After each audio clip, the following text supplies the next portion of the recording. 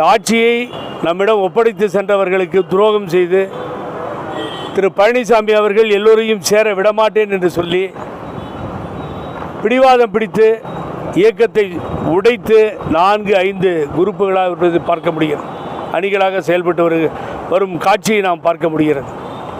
ஆகவே அவர் ஒற்றுமைக்கு வரவில்லை என்று சொன்னால் தொண்டர்களிடத்திலே ஒரு மாபெரும் புரட்சி வெடிக்கும். அதைத்தான் இன்றைய தினம் நான் உங்களிடத்திலே சொல்ல வந்தேன். இதை இனி வேடிக்கை பார்க்க முடியாது, பல மாறுதல்கள் ஏற்படும். இதை தொடர்ந்தால் என்னை பொறுத்தவரை பழனிசாமி அவர்கள் இந்த தலைமையில் நீடிக்க முடியாது. நான் உண்மையை சொல்கிறேன், வர தேர்தலில் பழனிசாமி தலைமையில் போட்டியிடுவதற்கு கூட யாரும் வரமாட்டார்கள். அங்கே தான் எல்லாமே ஸ்பையாக உள்ளே உட்காந்துருக்காங்க. அப்படி மெதுவாக ஸ்லீப்பர் செல்லாக இருக்கவங்களெல்லாம் வெளியில் போயிடுவாங்க.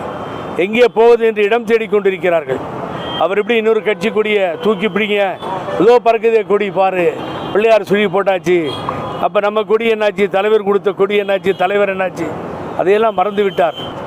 பழனிசாமி தூக்கி எறியப்படுவார் அரசியலில் இருந்து.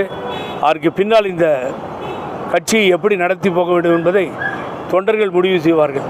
பேசுகிறாங்க சார், பேசிட்டு யாரும் முன் வர்றதில்லை, அப்படி இப்படின்னு பேசுகிறாங்க, ஒற்றுமை வேணுன்றாங்க, எல்லாரும் ஒதுங்கி நிற்கிறார்கள். எல்லோரும் ஒரு கட்சிக்கு பிஜேபிக்கு அடிமையாகி பயந்து கொண்டிருக்கிறார்கள். எங்கேயாவது யாராவது கால் கிடைக்குமா, உதவுவார்களா என்று அலைந்து கொண்டிருக்கின்ற சூழ்நிலையை உருவாக்கிவிட்டார்கள். ஆகவே அதுதான் இன்றைய சூழ்நிலை. பிஜேபி கொடியை தூக்கி ஒரு தலைவர் பிஜேபி தலைவருக்கு போடுறது, ஒரு முன்னாள் அமைச்சர், இந்து முன்னணி கூட்டத்தில் கலந்து கொள்வது 4 அமைச்சர்கள், RSS நூற்றாண்டு விழாவிலே கலந்து கொள்வது, இது பிஜேபி பக்கத்திலே வைத்துக்கொண்டு விஜய் கால் கிடைக்குமா என்று அலைகின்ற நிலையை இந்த இயக்கத்திற்கு ஏற்படுத்தி விட்டார். விஜய் வெளியில் ஒரு வர கால் கிடைக்குமா, அதில் விழுந்துடலாமா என்று இவ்வளவு மோசமான ஒரு நிலையை இந்த இயக்கத்திற்கு உருவாக்கி கொடுத்து வேடிக்கை பார்க்கின்ற ஒரு மனிதர் பழனிசாமி அவர்கள் திருந்த வேண்டும். நான் ஒன்றும் அவருக்கு எனக்கு சொத்து பிரியாமல் இல்லை, எப்போ புகழேந்தி திட்டிகிட்டே இருக்காருன்னு இல்லை. இந்த இயக்கம் ஒன்று சேர்ந்தால்தான் உண்டு வாழ்வு. அதுதான் தலைவருக்கும் அம்மாவுக்கும் நாம் செய்கின்ற மாபெரும் நன்றி கடனாக இருக்கும். ஆகவே அதை செய்ய வேண்டும். காலம் இன்னும் கடந்து போகவில்லை.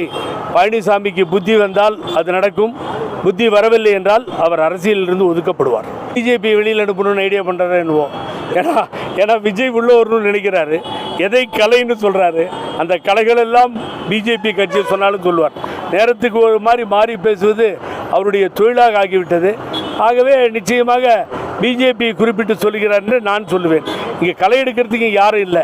அவர் சொன்ன கலை பிஜேபியாக இருக்கும், அவங்களுக்கும் முதுகுல குத்த பார்ப்பார். பொறுத்திருந்து பார்ப்போம்.